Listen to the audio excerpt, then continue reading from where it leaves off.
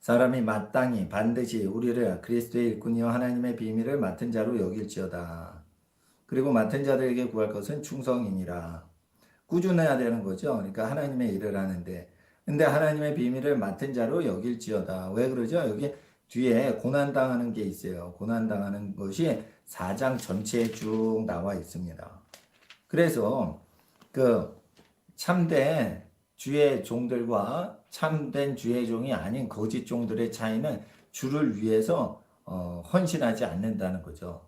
예, 그런 차이가 있죠. 그래서 하나님 앞에서 바울의 일행을 그리스도의 일꾼이요 하나님의 비밀 맡은 자로 마땅히 여겨야 된다. 그런데 3절에 너에게나 다른 사람에게나 판단받는 것이 내게는 매우 작은 일이라. 나도 나를 판단치 아니하노니 내가 자책하라 아무것도 깨닫지 못하나. 그러나 이를 인하여 의롭다함을 얻지 못하노라. 다만 나를 판단하시리는 주시니라. 5절을 같이 읽어주시겠어요? 5절 시작. 그러므로 때가 이르기 전 곧 주께서 오시기까지 아무것도 판단치 말라. 그가 어둠에 감추인 것들을 드러내고 사람의 뜻을 나타내시리니 그때 각 사람에게 하나님께로부터 칭찬이 있으리라. 6절 형제들아 함께 6절도 읽어주세요. 시작. 형제들아 내가 너희를 위하여 이 일에 나와 아볼로를 가지고 본을 보였으니 이는 너희로 하여금 기록한 말씀 밖에 넘어가지 말라는 것을 우리에게서 배워 서로 대적하여 교만한 마음을 먹지 말게 하려 함이라. 자, 하나님의 비밀을 맡은 자로 여길지어다 하면은 하나님의 비밀을 맡은 자면은 성경을 벗어나서 많이 가르쳐야 될 것 같이 생각이 된단 말이에요. 근데 하나님의 비밀을 맡은 자는 기록된 성경 밖으로 벗어나지 않는 본을 보여요. 그러니까 일시적으로는 하나님의 계시의 영으로 무언가를 알고 그럴 수는 있지만 본을 보일 때, 교육을 할 때는 반드시 성경 안에서만 하려고 애를 써요. 왜 그러죠? 하나님이 분부하신 기록된 내용 안에 거할 때만 계시가 임하는 거예요. 하나님의 비밀과 계시를 받는 자는 반드시 공개적으로 사람들에게 나설 때 기록된 말씀 안에서만 본을 보이는 것이에요. 그래야 계시가 계속 오는 것이에요. 하나님의 아들 예수님이 분부를 하신 그 기록된 내용에 집중하고 그 안에만 거할 때 그럴 때 기록이 안 된 계시도 따라오는 것이란 말이에요. 그러니까 개인적으로 기도할 때 하나님의 꿈과 환상을 주실 수 있습니다. 그러나 하나님 앞에서 우리가 반드시 아셔야 되는 건 공개적으로 본을 보여야 되는 거예요. 기록된 말씀 안에서 본을 보여야 되는 거예요. 본을 보일 때는 기록된 말씀 안에 거하고 그 기록된 말씀 밖으로 벗어나지 않도록 본을 보이는 것이에요. 그러면 하나님께서 어떻게 해요? 하나님의 계시를 하나님의 비밀을 맡기신단 말이죠. 그리고 기록된 말씀 밖으로 넘어가지 말라는 것을 우리에게 배워 서로 대적하여 교만한 마음을 먹지 말게 하려는 의도다 이거예요. 왜 바울과 아볼로는 본을 보였죠? 모든 사람들에게 교만을 못하도록 하기 위해서. 영적인 교만은 언제 꺾여지죠? 말씀 안에 거할 때. 그러니까 말씀 갖고만 하나님의 교훈을 가르치는 거죠. 그러니까 특별 계시를 통해 가지고 가르치는 것보단 기록된 말씀을 통해서 아는 것입니다. 예. 7절에 누가 너를 구별하였느뇨? 너에게 있는 것 중에 받지 아니한 것이 무엇이뇨? 네가 받았은지 어찌하여 받지 아니한 것 같이 자랑하느뇨? 자, 이제 8절에 이제 나옵니다. 8절을 한번 읽어주세요. 시작. 너희가 이미 배부르며 이미 부요하며 우리 없이 왕노릇하였도다. 우리가 너희와 함께 왕노릇하기 위하여 참으로 너희의 왕노릇하기를 원하노라. 그래서 너희가 이미 배부르며 이미 부요하며 우리 없이 왕노릇하였도다. 그러니까 섬기는 사람, 교만하지 않고 겸손한 사람, 그리고 충성된 사람이 없을 때 사람들이 왕노릇하는 현상들이 일어나죠. 우리가 너희와 함께 왕노릇하기 위하여 참으로 너희 왕노릇하기를 원하노라. 그러니까 너희는 왕노릇할 수가 없다는 거예요. 그러니까 땅에서 왕노릇하면 하늘나라에 왕노릇하는 왕의 권세가 오질 않는다는 것이에요. 이 하늘나라 왕의 권세는 영권인데 영권은 그 교회에서 왕노릇하는 사람한테 영권이 오는 게 아니라는 거예요. 그러니까 맡은 바 일꾼에게 요구할 것은 충성이라는 거예요. 그러니까 각자 자기가 맡은 일에 충성을 다하는 거예요. 저는 성경 교사로 부름 받았기 때문에 성경 교사로 부름 받았어요. 그런데 그게 충성을 하는 것이에요. 아버지는 아버지의 일에 충성을 하시고 어머님은 어머님 일에 충성을 하시고 자녀는 자녀로서 충성을 하시는 거예요. 예. 그래서 하나님 앞에서 우리가 아, 왕노릇 하려고 하지 마시고 섬기는 일을 할 때 하나님의 비밀, 하나님의 계시를 맡은 바 된 일꾼이 된다는 것이죠. 그러니까 겸손할 때 하나님께서는 겸손한 자에게 은혜를 주신다라고 되어 있어요. 교만한 자는 하나님이 내버리신다라고 잠언 말씀에 되어 있죠. 9절에 내가 생각건대 하나님이 사도인 우리를 죽이기로 작정한 자 같이 미말에 두셨으며 우리는 세계 곧 천사와 사람에게 구경거리가 되었노라. 그러니까 사도인데 위험을 당하면서 죽을 위험을 당하면서 천사들과 사람 앞에 구경거리가 되었다라는 것이에요. 천사들도요, 저 사람 어떻게 되나 보자 이러고 구경한다는 거예요. 사람들도 저 사람 어떻게 되나 구경한다는 거예요.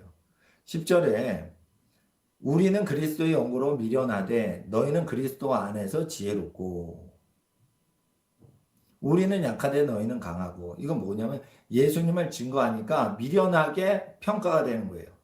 그리고 어떤 기독교인은 그리스도 안에서 지혜롭게 평가가 되는 거예요. 예, 이런 게 있습니다. 여러분이 예수님 믿으세요. 예수님 믿었는데 일자무식인 집안에서 진짜 공부 잘하는 애가 나오기 시작하는 거예요. 예수님 믿자마자. 예를 들어 게르만 민족이 일자무식 민족이었는데 예수님 믿고 나서 유럽에서 제일 똑똑이 민족이 됐어요. 그리고 게르만 민족 중에서 그 앵글로 작센 지역에 있었던 그 일부 독일 게르만 민족이 영국 서움으로 갔어요. 그 무식한 앵글로 작센족이 앵글로 섹슨족이라고 칭호가 되면서 제일 문화가 풍성해졌어요. 왜? 앵글로 섹슨이 그 민족이 하나님께 예배 드리는데 힘을 썼어요. 자, 게르만족이 왜 똑똑이가 돼요? 예수님을 믿었기 때문에 똑똑이가 된 거예요. 유럽에서 제일 똑똑한 민족들. 영국 민족과 독일 민족이에요. 발명이나 모든 문화가 다 두 문화에서 많이 나왔단 말이에요. 물론 프랑스도 있지만. 근데 과학이나 어려운 거, 학문 같은 거는 프랑스보다는 독일이나 영국에서 많이 학문이 발달됐단 말이에요. 근데 학문이 제일 많이 학술이 발달된 나라가 가장 원시인들에게서 일어났다는 거예요. 옛날에 로마 제국 사람들은 현재 이태리 반도에 있던 사람들은 게르만 민족 북방 지역은 아주 짐승으로 여겼어요. 짐승으로. 근데 가장 야만족이 어떻게 제일 똑똑이 민족이 됐냐 이거예요. 가장 야만족인 게르만 민족, 가장 야만족인 앵글로 작센족이 어떻게 제일 똑똑한 앵글로 섹슨족이 됐냐? 예배라는 거예요, 예배. 그랬을 때 하나님이 그리스도의 영으로 지혜를 주시는 거예요. 그러니까 민족이 똑똑해지죠. 그런데 이런 게 있어요. 민족이 똑똑해지는 은총을 받았는데 성령 충만하니까 복음을 증거하다 보니까 바보가 돼버리는 거예요.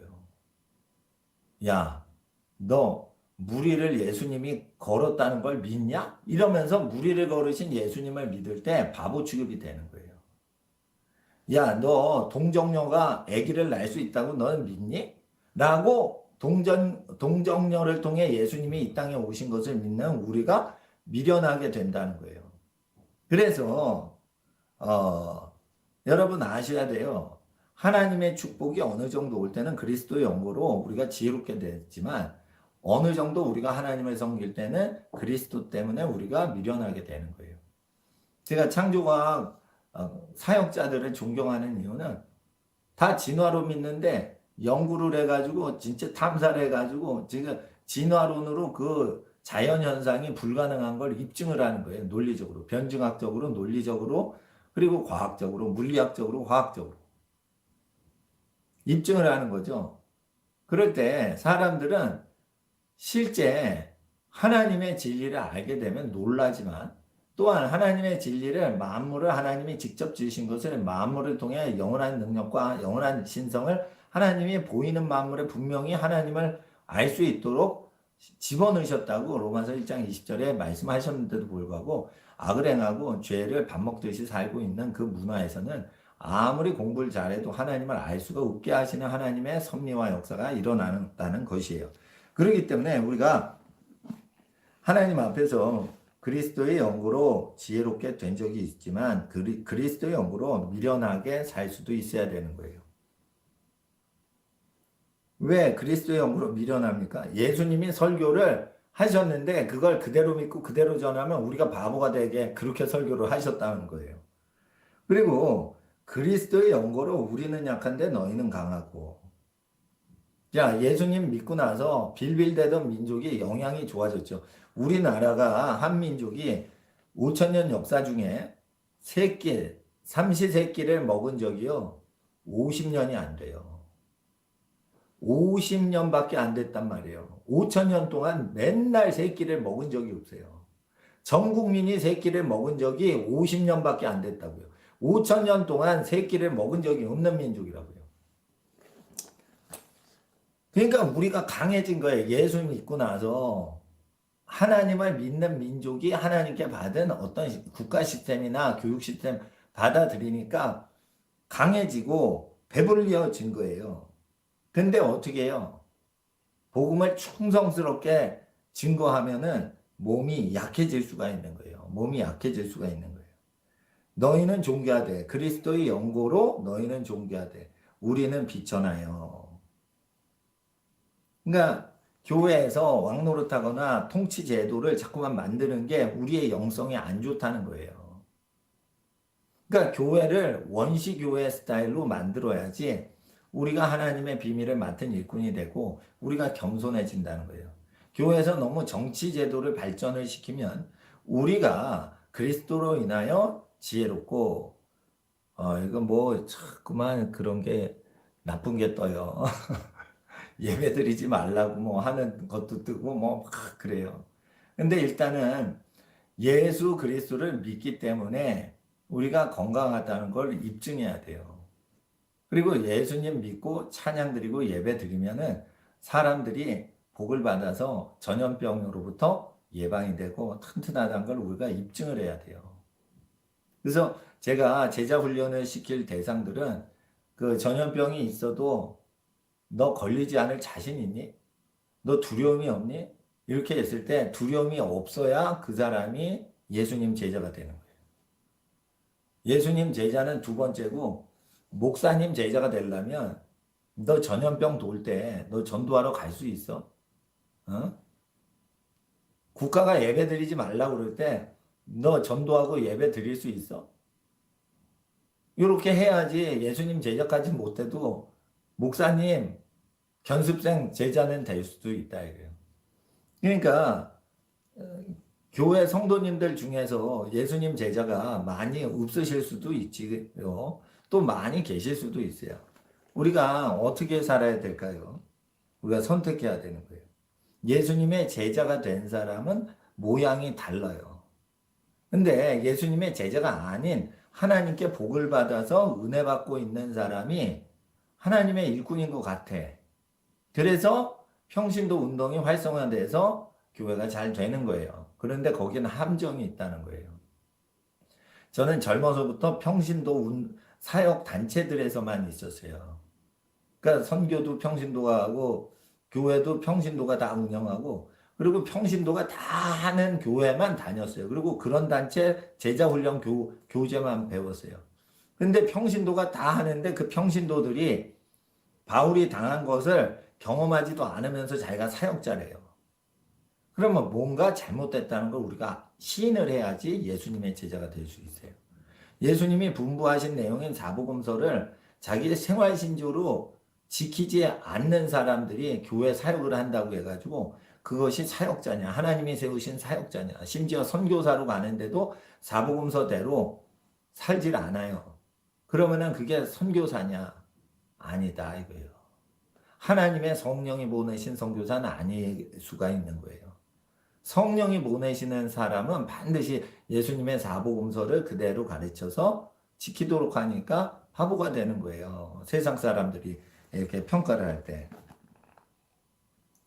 너희는 존귀하되 우리는 비천하고, 바로 이 시간까지 우리가 줄이고 목마르고 헐벗고 매맞으며 정처가 없고 수고하여 친히 손으로 일을 하며 후욕을 당한즉 축복하고 핍박을 당한즉 참고 권면을 당한즉 비방을 당한즉 권면하니 우리가 지금까지 세상에 더러운 것과 만물의 찌키같이 되었도다.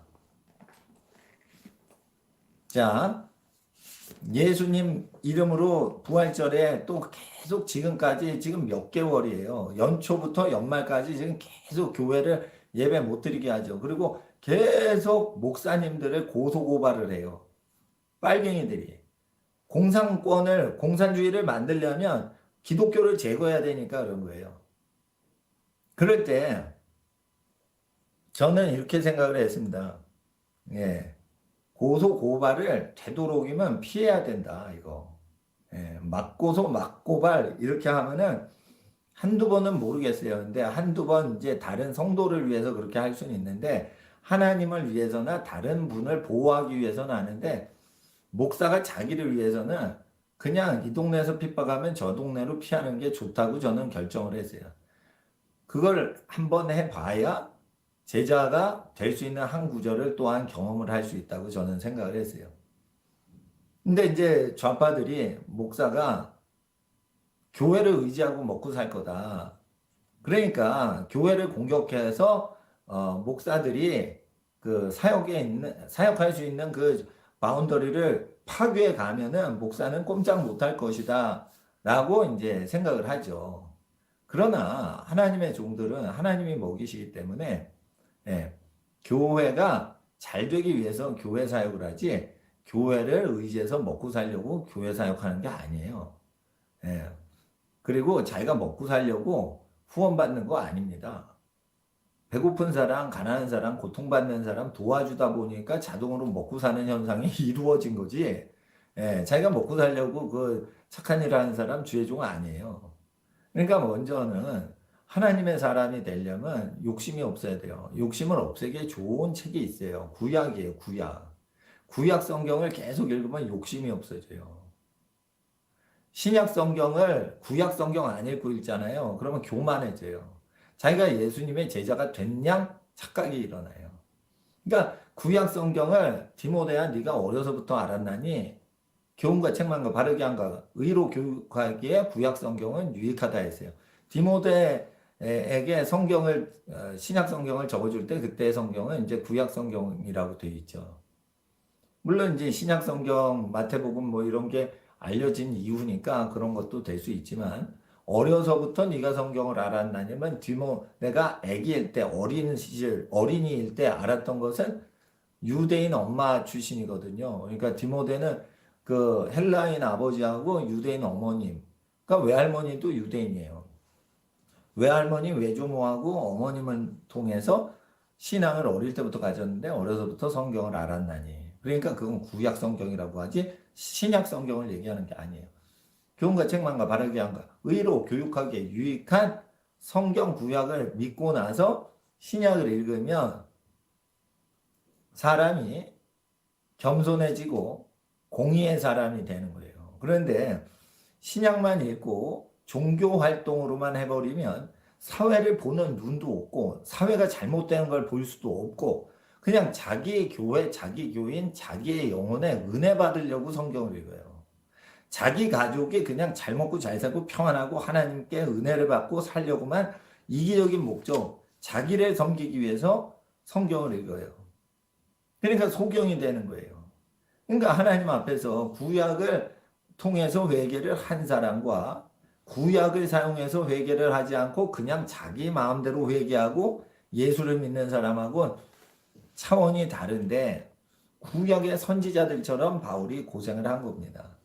그러니까 진짜 충성되게 살아가면 그 부활절이나 여러분이 예배 드리는 것이 죄가 아닌데 왜 이 사람들이 여러분을 잡으려고 난리치겠어요?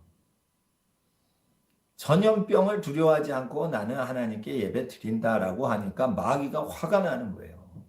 여러분한테 화가 나는 거예요. 전염병을 두려워하지 않고 예배를 드린다니까 마귀가 전염병으로 협박을 했어요. 무섭지, 무섭지? 너 죽을지 몰라. 예배 드리지 마. 했는데 여러분이 무서워하지 않는다는 거예요. 믿음은 뭐예요? 마음에 두려움이 없는 거예요. 든든한 거예요. 든든한 게 있어야 된단 말이에요. 든든한 게. 예? 저는 여행을 다니면 든든해요. 주님이 함께 하신다는 생각이 든든해요. 두려움이 없어요. 그러면서 믿음을 키워가는 것입니다. 그리고 내일 염려는 하면 안 돼요. 오늘 염려만 해야 돼요. 그리고 오늘 감사를 드려야 돼요. 예.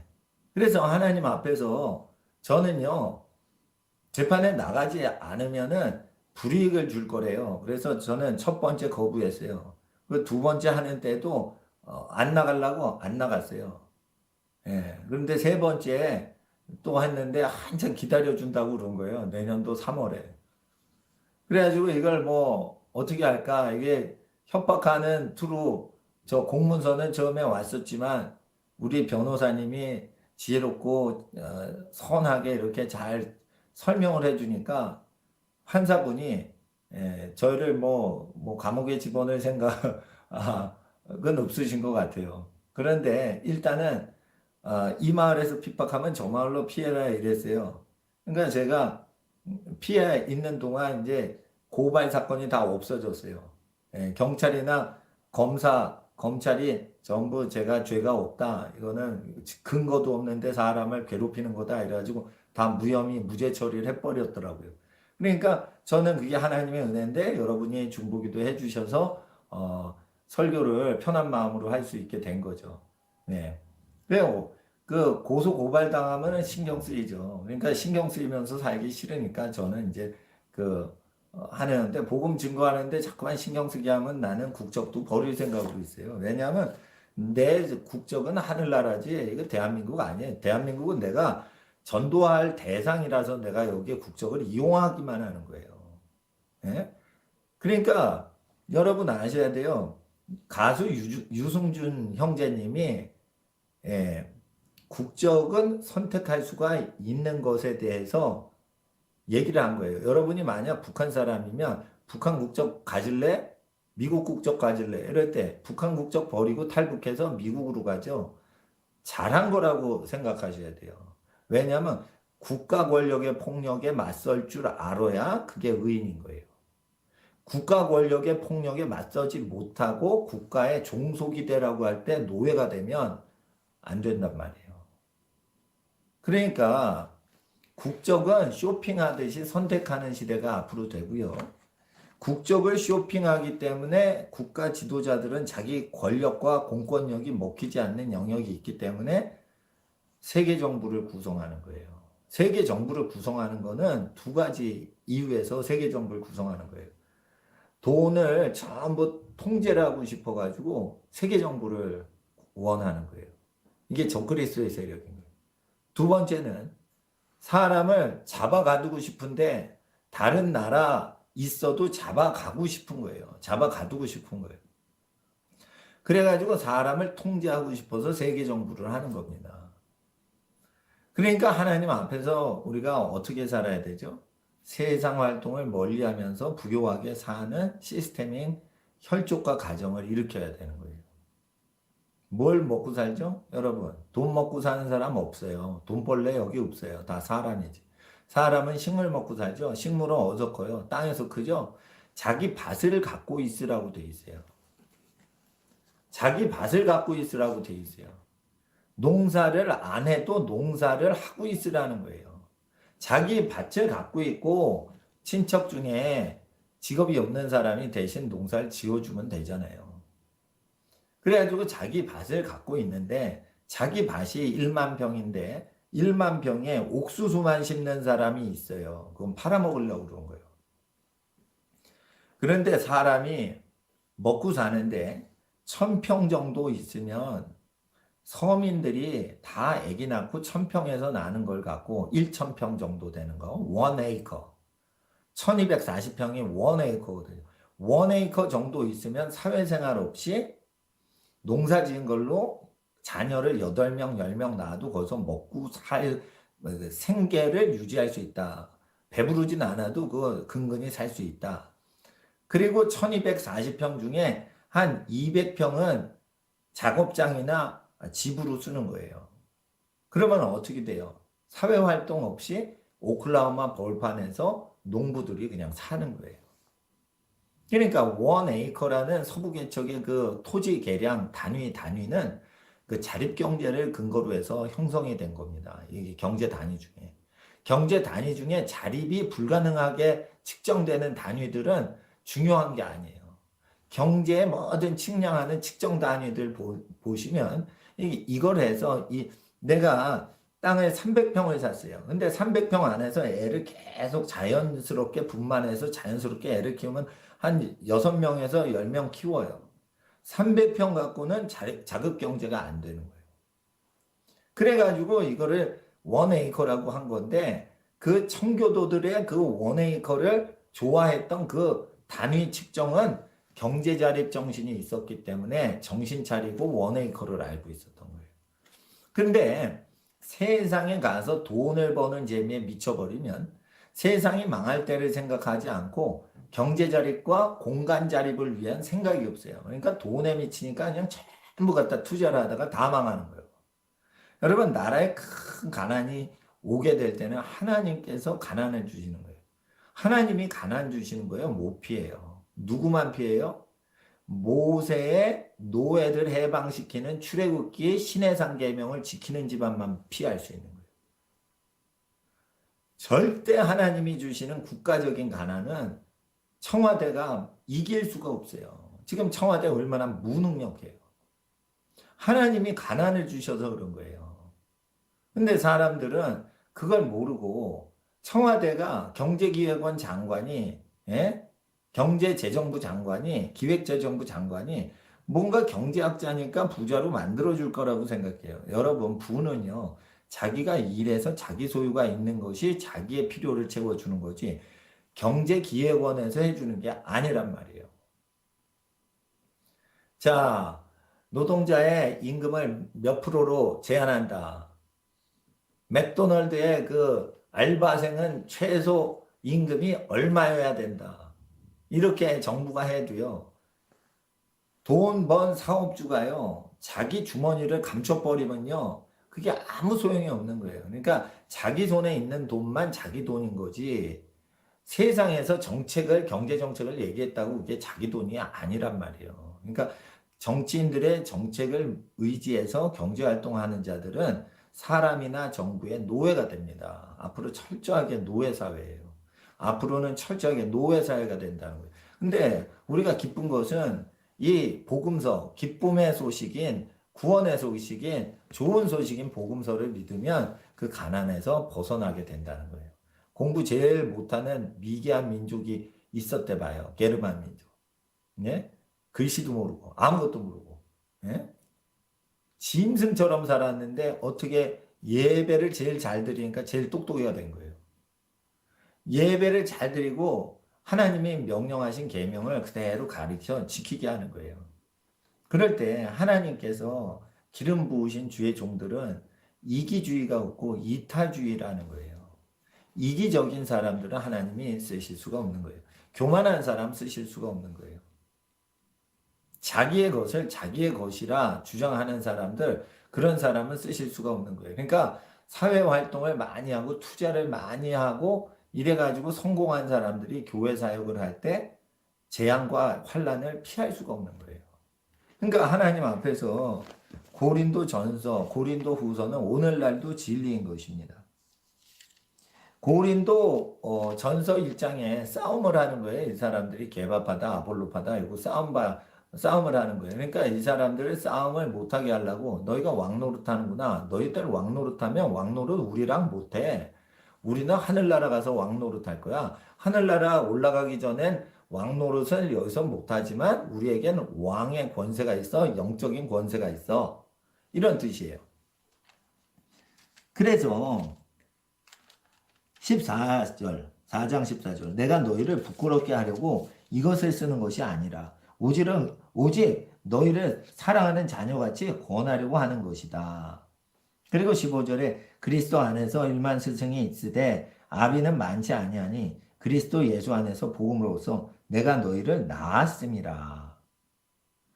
그러므로 16절을 한번 읽어주시겠어요? 4장 16절 고린도전서 4장 16절 시작. 그러므로 내가 너희에게 권하노니 너희는 나를 본받는 자 되라.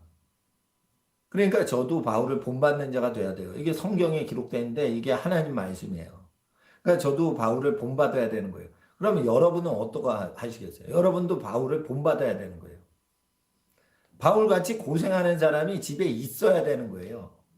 아이고 너희들 때문에 너희들 때문에 아빠가 고생했다. 원래 아빠나 엄마는 그렇게 고생을 하는 거예요. 하나님께서 그런 부르심을 주신 거예요. 왜냐하면 하나님의 형상인 예수님이 그렇게 사셨고 예수님을 닮은 제자 바울이 그렇게 살았기 때문에 엄마 아빠가 고생했는데 받는 거 별로 없어요. 자식을 사랑해서 그냥 고생한 거예요. 그게 하나님의 형상이라는 거예요. 그럴 때 여기 문제가 생겨요. 자식들이 되바라져서 부모는 다 그렇게 사는 거 아니야? 이런단 말이에요. 그게 되바라지고 복을 못 받고 저주받는 자녀들이에요. 고난을 당하고 고생을 하고 자기가 누리질 못하신 부모님에 대해서 존경하고 높여드려야 되는 거예요. 근데 가정에서 자녀들이 자기 부모를 높여드리질 않아요. 왜 그래요? 세상 물을 먹어서 그런 거예요. 또는 자기 원망 불평을 하는데 집중이 돼 있고 하나님 말씀에는 관심이 없는 거야. 왜 그래요? 학교 다녀서 그런 거예요. 학교 다니면 권세를 못 얻어요. 영적인 권세. 축복을 못 얻어요. 그러니까 학교를 다니지 않을 수는 또 없어. 차별을 당하니까 어느 정도는 학교를 다 다녀야 돼. 그러니까 학교를 빨리 졸업하고 박사학위까지도 빨리 20대에 졸업하고 이렇게 빨리 공부를 하는 게 나은 거예요. 그러니까 초등학교 6학년 동안 5개 국어를 마스터를 하는데 힘을 쓰시라 이거예요. 근데 이 설교를 고등학생 자녀 두신 분이 딱 들으시니까 한숨을 내뱉는 거예요. 내 자녀는 지금 초등학생 아닌데. 아니에요. 또 나셔도 되고 그리고 그 손주들을 그렇게 하시란 말이에요. 그러니까 공부를 열심히 하는 것은 사회에 물들지 않도록 뭔가 집중을 해서 자기를 견고히 세우기 위한 성품 개발을 위해서 공부를 열심히 제가 시키는 거지 그 아이가 서울대나 하버드 대학 가야 돼서 그렇게 제가 공부를 하라는 게 아니에요. 서울대나 하버드 가면은 교만해져요. 교만해지면 하나님하고 교통이 안 돼요. 네? 바울을 본받는 자가 돼야 돼요. 그래서 17절 이를 인하여 내가 주 안에 내 사랑하고 신실한 아들 디모데를 너에게 보내었노니 디모데가 너희로 하여금 그리스도 예수 안에서 나의 행사 곧 내가 각 교회에서 가르치는 것을 생각나게 하리라. 그래서 교만한 자를 판단하겠다라고 18절 19절에 교만한 자들이 교회에서 없어야 된다라는 거예요. 교회에서 누가 교만할까요? 직분자들이 교만할 수 있어요. 첫째는 목사가 교만할 수 있어요. 하나님 앞에서. 그러니까 목사는 철저하게 자기에게 도움되는 사역보다 하나님과 다른 사람에게 도움되는 사역에 치중해야 돼요. 그 아웃고잉을 해야 돼요. 밖으로 자꾸만 해서 그래서 목사는 아무 득이 될 것이 없지만 사회에 대해서 죄악이 있으면 그걸 얘기하고 거기에 동조하지 않도록 조심시켜야 돼요. 교회 발전시키면 자기에게 이득이 많죠. 그리고 또한 자기의 유익을 구하는 것을 하지 않아야지 목사가 되는데 목사가 다 어디서 나와요? 교인 중에서 나와요.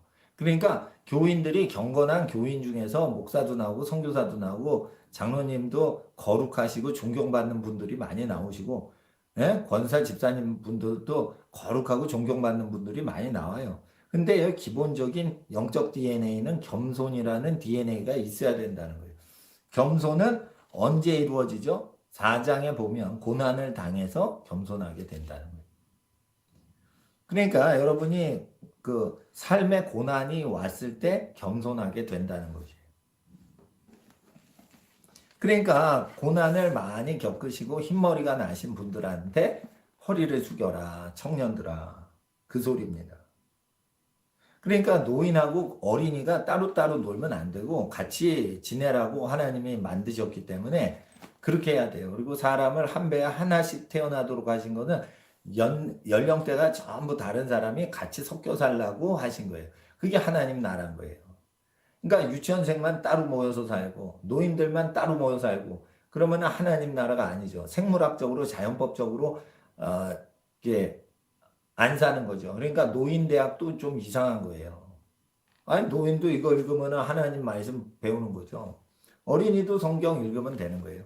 제가 5개 국어 쉽게 가르쳐 드리는 게 뭐냐. 그냥 성경을 5개 국어로 읽는 거예요. 그냥 다. 그 어려운 것 같아요. 단어만 쭉 외우고 그냥 읽어보세요. 그럼 순서대로 쭉 엮어보세요. 그 엮어서 순서대로 해석책 없이 사전 없이 해석하는 법은 제가 쉽게 가르쳐 드릴 수가 있어요. 근데 이게 언어 연구하는 데 있어서 초등학교 때가 제일 좋거든요. 유치원 때랑. 그러니까 교회에서 다른 걸 하지 말고 성경을 5개 국어로 그냥 읽는 거를 해보자. 지금 바벨론 시대이기 때문에 언어가 혼잡되기 때문에 외국어를 많이 아는 사람이 성공을 해요. 제가 말씀드렸어요.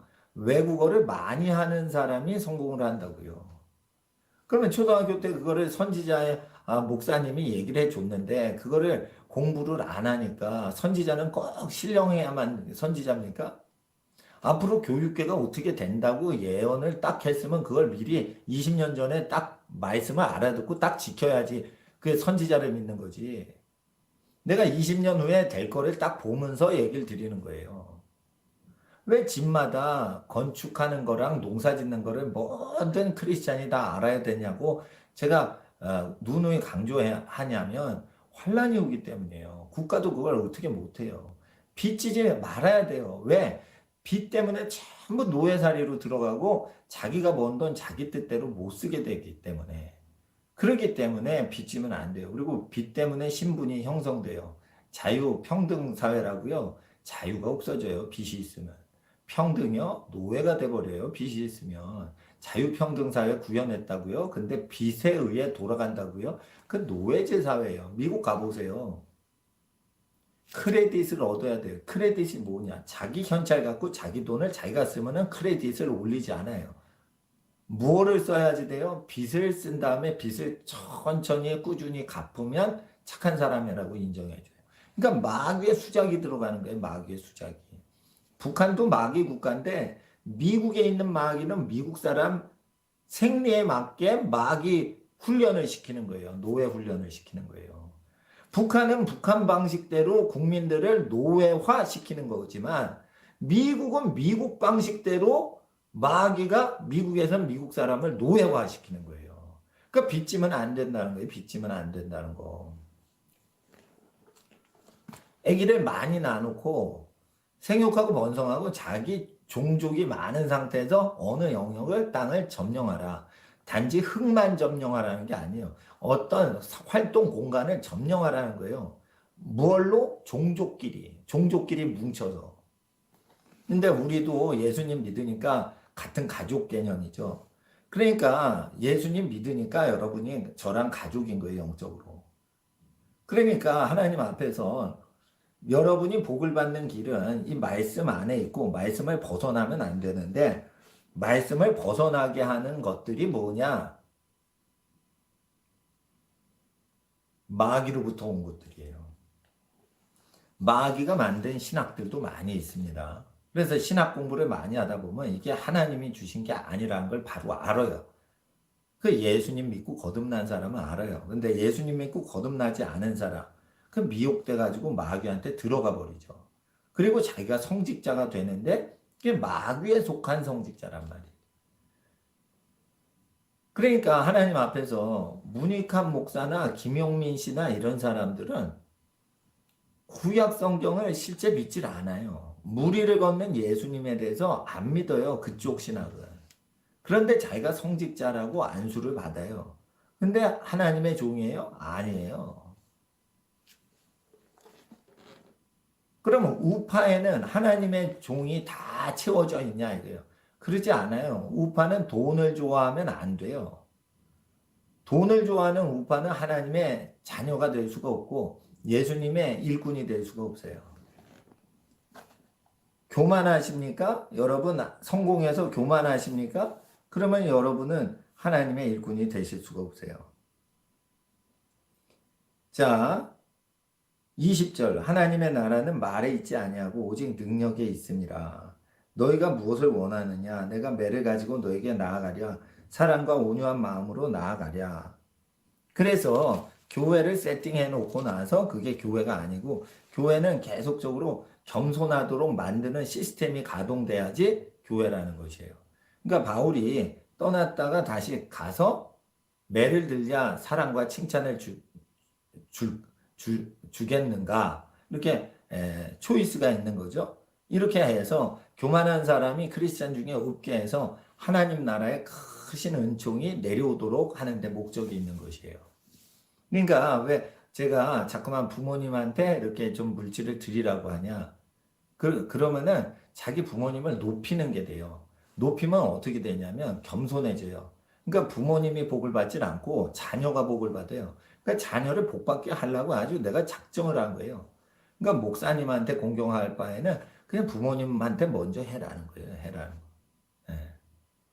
어떤 성도님이 헌금을 갖고 왔어요. 그래서 저한테 헌금을 안 내셔도 됩니다. 고아한테 주셔도 됩니다. 가난한 선교사님한테 보내셔도 됩니다. 농어촌 교회 어려우니까 보내셔도 됩니다. 이러는데 그런데 하나도 모른다는 거예요. 그래가지고 이제 이런데 만약에 헌금이 쓰여지는데 그래도 하시겠어요? 그랬더니 헌금을 이렇게 내시더라고요. 근데 제가 왜 그분한테 헌금을 안 내셔도 되는데 여기에 내시면 됩니다. 저기에 내시면 됩니다. 이럴까요? 그 가정이 가난한 사람을 긍휼히 여기는 마음을 얻어서 실제 큰 복을 받도록 하는데 목적이 있는 거예요. 예, 그리고 내가 그분의 헌금을 의지하여 사는 사람은 아니니까 하나님 앞에서 내가 그분들 헌금 내시는 집안이 복을 받도록 인도하기 위해서 그렇게 하는 거예요. 행여나 나보다 더 성령 충만하고 나보다 헌금을 더 요긴하게 쓰시는 분이 있으시면 그분이 쓰셔야 되는데 그분의 바치시는 가정의 헌금을 내 사역에 일종에 써버려서 그분의 복이 80%로 원래 100%였는데 80%로 줄지 않을까 이렇게 생각이 돼서 저는 고아가 있거나 가난한 선교사님이 있으면 저한테 헌금 안 하셔도 됩니다.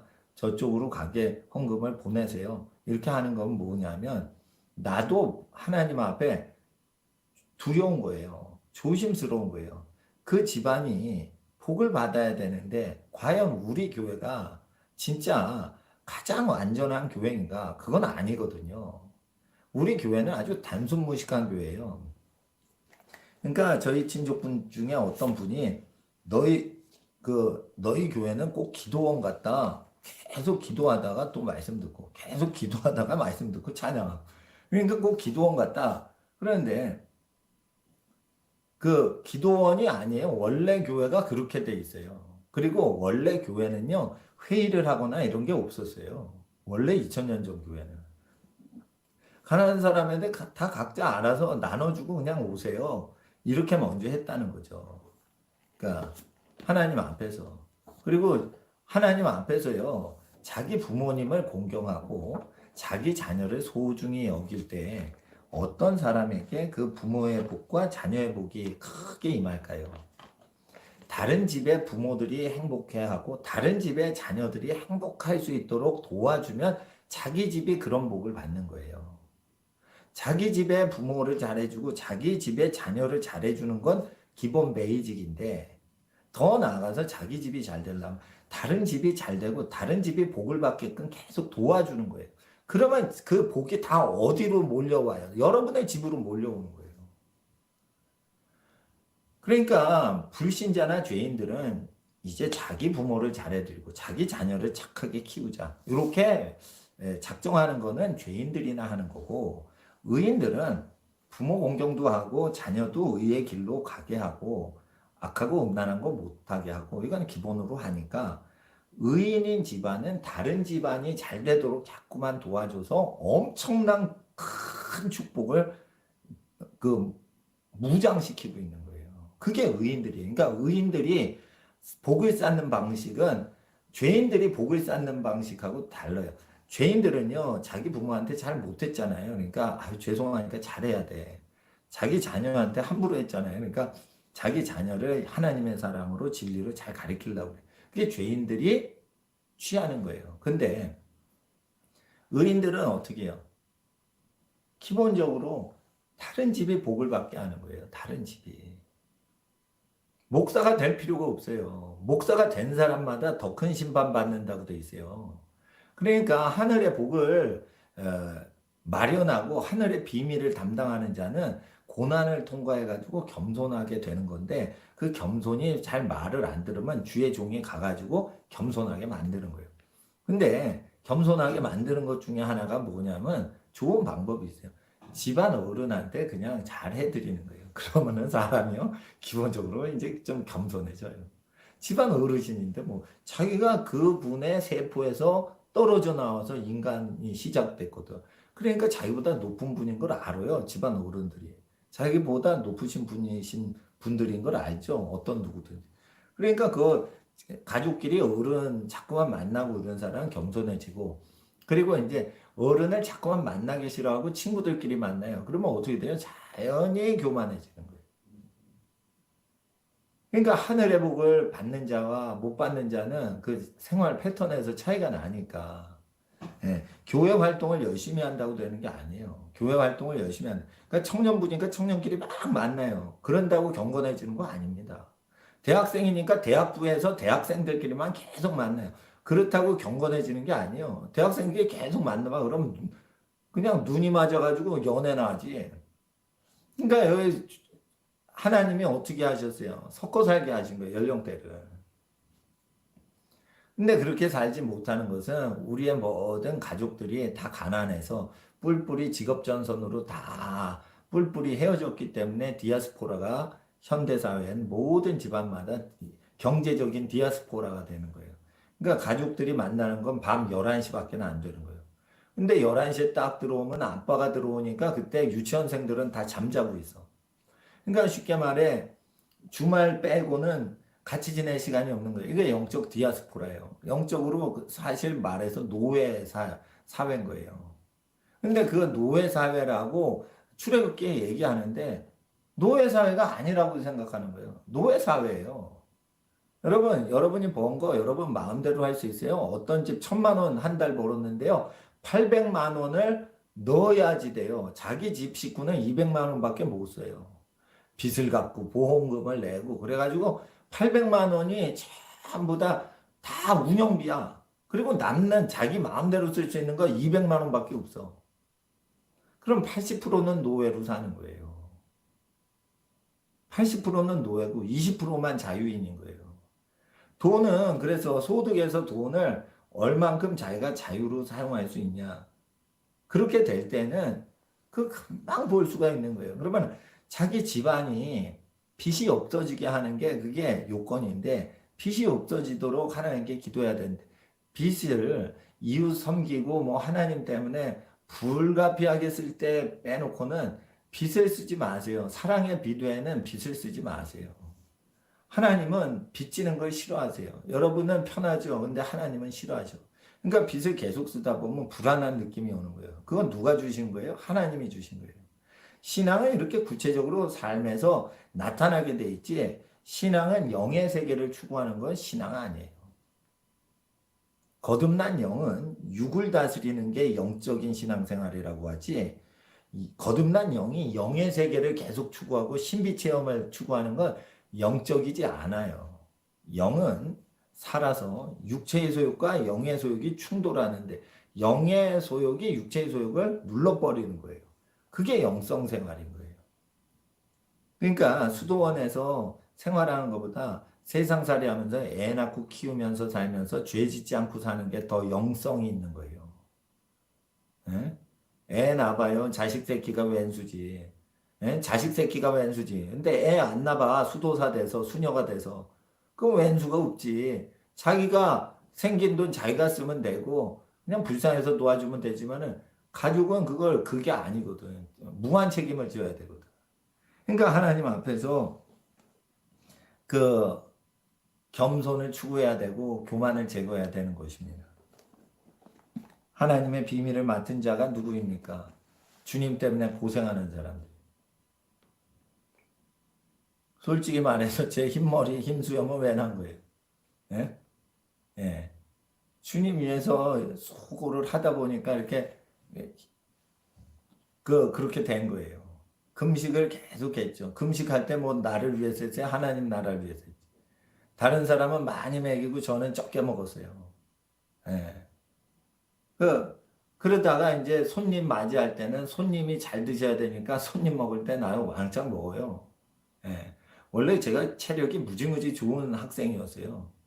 그러니까 어릴 때 부모님이 잘 먹이셨으니까 제가 잘 버티고 키가 크고 이렇게 체력이 좋았던 건데 힘은 많지 않았어요. 힘이 좋은 사람은 아닌데 이렇게 뼈다귀만 남았어도 그 지치지 않는 그런 것은 부모님이 어릴 때 저를 많이 먹여주셔가지고 잘 먹여주셔서 그런 것도 있지만은 하나님 앞에서 제가 어, 혼자서 잘 버티는 것을 하게 되는 것은 그 뭐냐면 사회를 의지하지 않는 성격이 있었어요. 그러니까 사회생활을 잘하지 못한 것도 있지만 사회를 잘 적응하지 못하니까 자립정신이 세진 거예요. 그러니까 뭐든지 내가 다 해놓고 사람을 초청해서 편하게 해드리는 게 편하지 팀워크를 해가지고 많이 발전시키고 이런 거는 내 성향이 안 맞는 거예요. 그러니까 나는 가난하게 시작해서 잘 되는 게 좋지 처음부터 시작을 많이 협동해서 크게 멋지게 시작하는 게 나한테는 안 맞는 거예요. 그 자체가 전부 부담이 되고 빚이 되는 거예요. 부담이 되고 빚이 된단 말이에요. 그러니까 여러분 자유자가 될 때는요. 남의 신세를 고마워하지만 그게 사랑이 아니면 빚을 지면 안 돼요. 하나님 앞에서 모세의 출애굽기는 왜 기록이 되었을까요? 빚지고 남의 밑에서 종살이하는 인생들아 여기서 벗어나려면 이 말씀 믿어라 이거예요. 근데 그 말씀대로 믿질 않더라 이거예요. 그 출애굽 말씀 믿질 않고 신약 성경 마태복음을 믿으려고 그래요? 믿을 수가 없는 거예요. 그러니까 이 말씀이다 저 말씀이다 하지 말고 예수 그리스도 주님만이 완전하신데 예수님은 구약 때 모세에게 말씀을 주신 거예요. 그러니까 예수님 말씀은요 구약에도 있는 거예요. 그 구약을 확신시키려고 신약 성경에 나타나신 거예요. 갈릴리 바닷가에. 그 말씀은 비슷비슷해요. 단지 왜 오셨냐? 자기 몸을 화목제물로 주시려고. 자기 피를 화목제물로 주시려고. 그 자기 목숨을 속건제물로 주시려고 오신 거란 말이에요. 그러니까 예수님이 오셔서 말씀을 증거하셨지만 말씀은 창세로부터 항상 말씀에 오셨던 분인데 그 말씀이 성경을 읽기 전에 여러분 생명이 뛰고 있는 심장 속에 여러분 마음에 있었던 말씀이란 말이에요.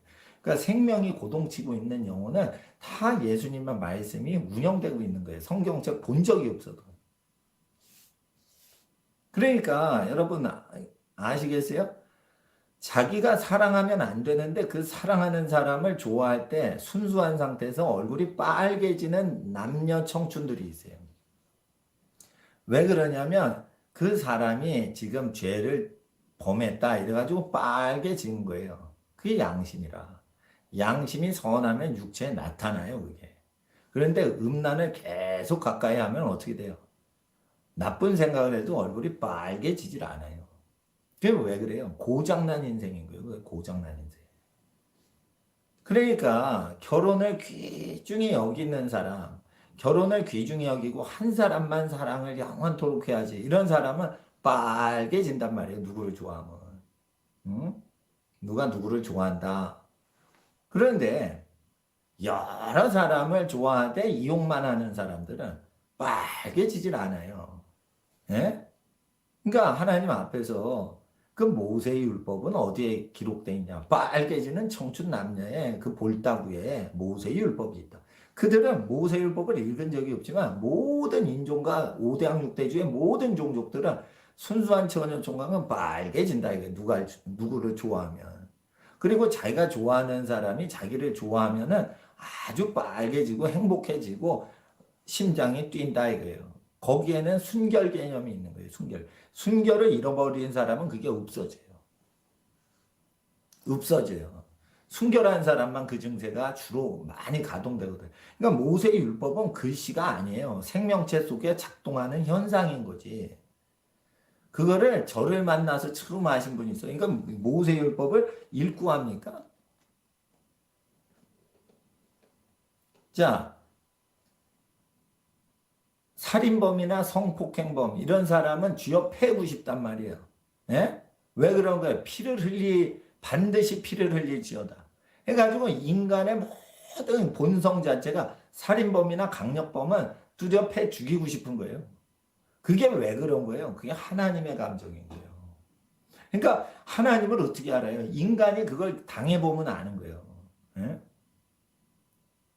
그러니까 권력자가 말이죠. 권력자가 자기 자식이면 그런 짓 안 해. 다른 집 자식이니까 그런 짓을 하는 거예요. 권력자들이. 그러니까 권력자를 믿지 말라. 관원과 방백을 믿지 말라. 이 소리예요. 권력자를 의지하지 말라 그랬는데 얼마나 여러분들이 국가 권력을 의지하고 먹고 살라고 복지하고 선거 때 미치고 난리쳐. 트럼프를 의지한다. 그러면 안 돼요. 트럼프가 바이든보다 덜 악하기 때문에 선택하는 거예요. 트럼프가 예수님이에요? 트럼프가 뭐 사도 바울입니까? 트럼프가 여러분 아빠예요? 단지 바이든보다 음란 정책을 덜 한다는 거예요. 땀 흘려 일한 사람만 소득을 가져가게 하자. 이렇게 얘기해서 경제 공의가 땀 흘린 만큼 가져가게 하자라고 하기 때문에 그러니까 노동자 표가 트럼프한테 많이 오는 거예요. 그렇다고 트럼프가 최악이 아니고 차악이기 때문에 트럼프를 무조건 해야 되는 거예요. 선택이 없는 거예요, 그건. 근데 하나님 앞에서 최선이 있어요. 최선의 이름은 예수 그리스도세요. 예수 그리스도께서 분부하신 걸 그대로 행하시고 그 생활 안에 거하십시오. 그러면 하나님께서 여러분과 함께 하시는 것입니다. 예수 그리스도께서는 하나님은 예배하는 자를 찾으신다 했어요. 그런데 예배 드리러 가지 말라라고 문재인 정권이 얘기해요. 문재인 정권은 저거 어디서 나온 정권이에요? 하나님이 세운 정권이에요? 아니라고 확답을 하실 수 있어요. 여러분 크리스찬입니다. 저거 하나님이 세운 정권 아니에요. 저건 마귀가 세운 거예요. 하나님은 예배하는 자를 찾으시는데 예배 못 드리게? 예배 드린다고 나라가 망합니까? 예배 드린다고 뭐 아이들이 타락합니까? 아이들이 더 착해지지. 왜 예배를 못 드리게 하는 거예요? 하나님을 대적하는 국가를 만들려고 하는데 하나님을 자꾸만 믿으려고 모여드니까 그게 싫은 거예요. 그러니까 하나님께 예배드리는 사람을 막으면 저건 뭐예요? 문제는 바로인 거예요. 히브리 백성들이 하나님께 예배드리러 가지 못하도록 막는 거죠. 저 바로인 거예요. 바로. 예? 바로는 경제정책을 해도 다 망하죠. 그러니까 아셔야 돼요. 국가는 망한다. 왜 망하냐? 하나님이 망하게 하신다. 왜 망하게 하시냐? 악한 치리자가 있을 때 국가는 경제가 망하게 된다. 그러면 여러분 예측을 하세요. 착한 경제나 정치 치리자가 나올 거 확률이 많을 것 같아요. 악하고 겉모술수 쓰는 정치인이 많이 더 나올 것 같아요. 후자예요. 성경도 후자를 예언해요. 끝으로 갈수록 사회가 망가진다라고 돼 있어요. 끝으로 갈수록 악한 자는 더 악해지고 그렇게 돼 있어요. 그렇기 때문에 여러분 아셔야 돼요. 사회가 악해질 걸 대비해가지고 준비하는 게 신앙이지. 사회를 하나님이 악해질 거라고 절대 예언책인 성경에 예언을 하셨는데 성경은 안 믿고 하나님 저는 믿습니다. 사회는 점점 착해질 줄 믿습니다. 그거는 자기의 상상인 거예요. 믿음은 기록된 내용을 믿는 거예요. 그래야 분별이 생기는 거예요. 그러니까 나라를 사랑해요. 그런데 나라를 사랑하는데 그놈의 나라가 북한을 따라가. 그러면은 그놈의 나라를 사랑하면 안 되는 거예요. 그 나라 시스템을 미워하고 새 국가를 만들어야 되는 거예요. 누가 땀 흘리지 않았는데 그거를 전부 그냥 갈취료해가지고 해먹자, 사회주의식으로 해먹자. 그러면은 서민들은 노예가 된다는 거 모르세요? 그러니까 하나님 앞에서 신앙은 뭐냐? 뉴스가 딱 나올 때 신앙이 딱 칼라가 나오게 돼 있는 거예요. 그게 신앙인 거예요. 전도자는 뉴스가 딱 나올 때 저거 잘못된 거다. 분별이 딱 못 되는데 그 사람이 어떻게 하나님의 사람이에요? 예? 정치는 정치인에게 맡기자. 종교는 그러면 기독교인이에요?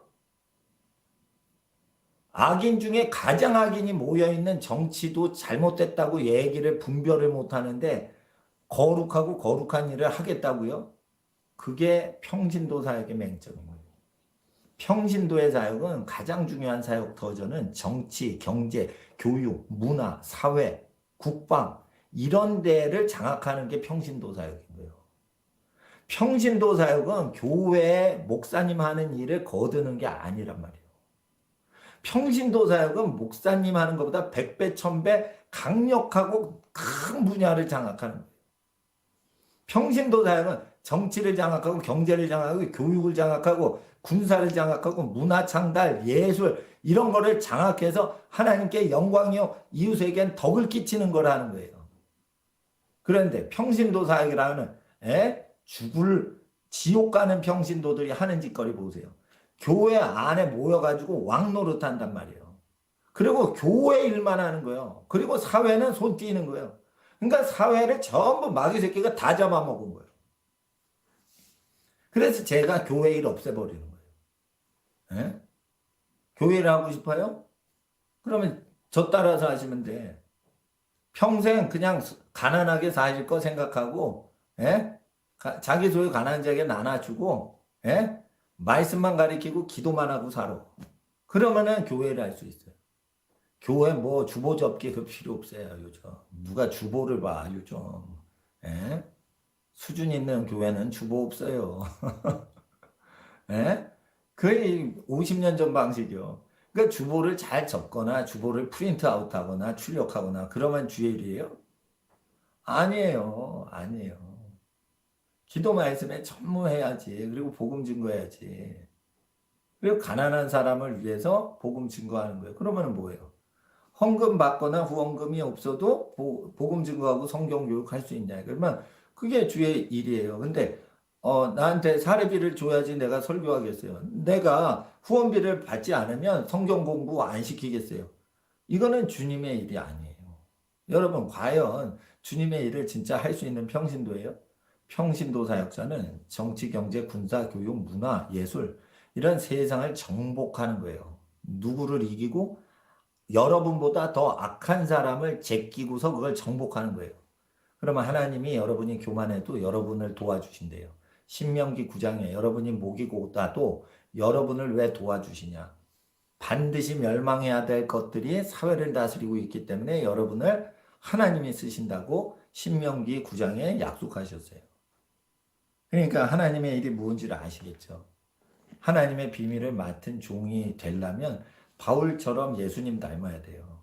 근데 예수님 닮고 싶은 생각이 없고 세상에서 뭘 잘하고 싶어. 그러면은 교회에서 사역하는 게 아니에요.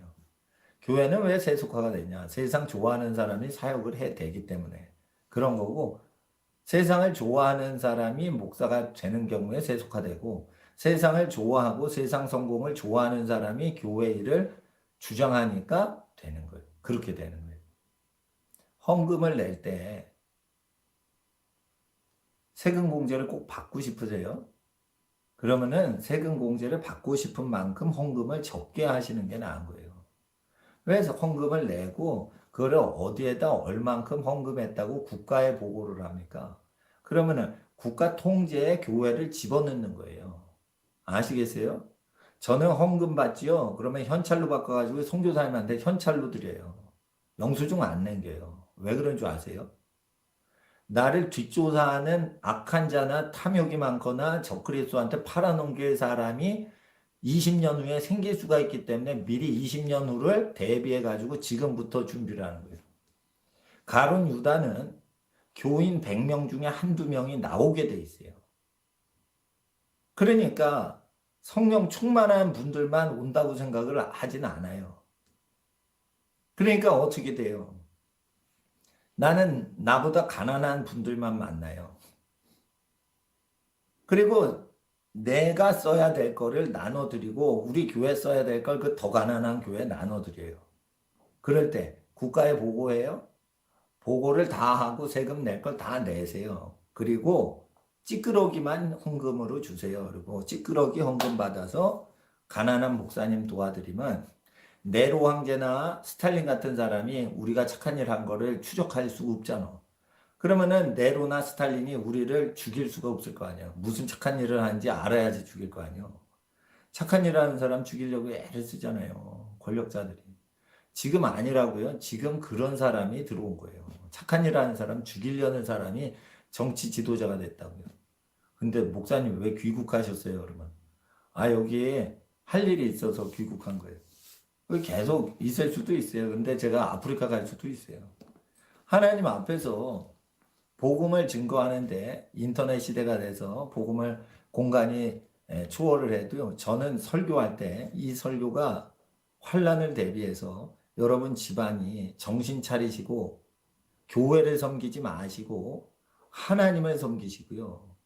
그리고 자기 조직을 섬기지 마시고 그리고 한 사람 한 사람을 섬기시고요. 섬기실 때 헛된 섬김이 되지 않도록 하려면 복을 쌓을 수 있는 방식으로 사람을 섬기세요. 복을 쌓을 수 있는 방식으로 사람 섬기는 것은 어떻게 되냐? 우리 모두가 알고 있어요. 근데 다들 몰라.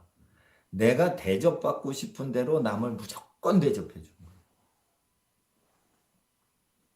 아시겠어요? 예. 자기가 대접받고 싶은 대로 남을 대접해 주는 거예요. 100%땀 흘린 분이 있어요. 그걸 해줬어요. 그리고 나한테 영수증 드릴까요? 이러면 됐습니다. 이럽니다. 왜 그래요? 그 사람이 볼 때 정부 공무원은 와서 한 푼도 도와주질 않았어. 그 사람이 다 해놓은 거야. 그래서 저는 영수증 됐습니다. 근데 공무원과 관련된 일이 있어요. 그런 건 영수증을 다 해가지고 세금 다 보고가 되고 그래야 돼. 공무원들이 일을 하니까. 그러니까 나는 언제는 현찰이 필요하고 언제는 카드를 써요. 하나님 앞에서 모세율법을 철저히 지키는 사람은 환란이 올 때 하나님이 그 사람을 도우신다고 했어요. 저는 교회 재산을 왜 모으지 않고 다 가난한 교회에 나누어주고 20여 년을 살았냐. 그것은 복을 받는 길, 평안의 길은 예수님 따르는 길이기 때문에 그렇고 환란이 올 때 복을 쌓아 놓은 사람만 버틸 수 있기 때문에 저는 교회 재산은 많이 쌓지 못하고 우리 집 재산도 많이 쌓지 못해서 우리 친척 중에 저희 집이 제일 가난해요. 우리 애들이 제일 교육비 후원을 못 받았어요. 그래서 이게 잘 산 건지 못 산 건지는 각 사람이 판단하지만 나는 제일 복을 쌓아놓는 방식으로 살아났기 때문에 복이 우리 친척 중에 제일 저희 가족이 못 살아도 제일 많아요. 그리고 웬만한 목사님보다 저희 집안, 제가 목사잖아요. 제가 복이 더 많아요. 그리고 어느 공무원보다 제가 복이 더 많다고 저는 믿고 살아요. 그래서 하나님 앞에서 제가 부탁드리는데 복을 받으시려면 자기가 대우받고 싶은 대로 남을 꼭 대우해 주시고 그리고 각각은 자유가 있어요. 자기가 대우받고 싶은 대로 대우해 주면 되는데 계명은 자기 마음대로 하지 말고 무조건 단순하게 지키세요. 버시면 신앙이 있으면 11조를 하나님께 드리고 그 다음엔 사람 중엔 부모님을 챙기세요. 그리고 하나님을 모르는 사람한테는 하나님 모르니까 소유가 있으면 첫 번째는 부모님 먼저 챙겨 드리라고 그렇게 교육을 하세요. 그럼 불신자도 하나님의 은혜를 받아요. 하나님께 11조를 불신자가 안 바쳤다고 화내지 않으세요. 믿는 사람만 하나님께 11조를 바치는 거예요. 그러니까 부모님보다 하나님 더 사랑해야죠. 그러니까 11조를 바칠 믿음이 있으면 하나님께 먼저 바치시고 인간 중에는 부모님 그 다음에 챙기라 이거예요. 그 가난한 사람은 나중에 챙기라. 하나님 앞에서 이거 말씀 듣는 대로 살아가시는데 이 말씀이 편안하십니까? 오늘 이 설교를 듣는데 여러분 편안하십니까? 여러분 복된 사람이라 그러신 겁니다. 하나님께서 여러분과 함께 하십니다. 이 시간 기도하겠습니다. 거룩하신 아버지 하나님, 오늘 국가가 주일날 예배드리지 말라고 여전히 거의 1년째 홍보를 캠페인을 벌이고 있으나 우리 성도님들이 예배당에 와서 문 걸어 잠그고 예배드리고, 또한 인터넷 드리는 모든 인터넷 예배드리는 성도님들이 집에 문 걸어 잠그고 예배드립니다.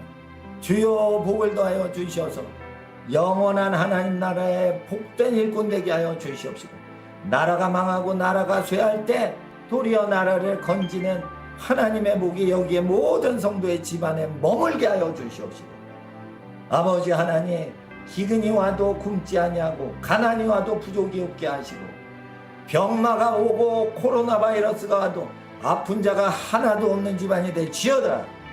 아버지 하나님, 억울함을 당하도 하나님만 의지하고 살아갑니다. 우리 서민들 하나님 앞에 복에 복을 더하여 주시옵시고, 복의 근원지가 되는 집안들 되게 하옵소서. 오늘 하나님께 선물과 예물을 드릴 때 성령 하나님, 하나님의 모든 복을 갖고서 여기 하나님을 사랑하는 가정들의 복을 더하여 주시옵시고, 자녀의 복을 더하여 주시옵시고, 사업의 복을 더하여 주시옵소서. 남편을 사랑하고 아내를 사랑하고 부모님을 공경하는 가정에 아버지 하나님 복을 더하여 주시옵시고, 가족의 모든 허물을 덮고 죄를 용서하는 가정에 영원한 왕권으로 함께하여 주셔서 다스림받지 않는 노예 생활에서 해방받은 영적 출애굽의 하나님 자녀의 권세를 누리는 집안 되게 하옵소서. 거룩하신 예수님의 이름으로 축복하올 때 지금은 우리 주 예수 그리스도의 은혜와 아버지 하나님의 사랑하심, 성령님의 교통하심, 하나님을 사랑하는 모든 성도님들 머리 위에, 모든 성도의 모든 가정과 그 자녀의 모든 머리 위에, 모든 사업 위에, 이 나라 이 민족 위에 이제로부터 영원토록 함께 계실지어다. 아멘, 아멘.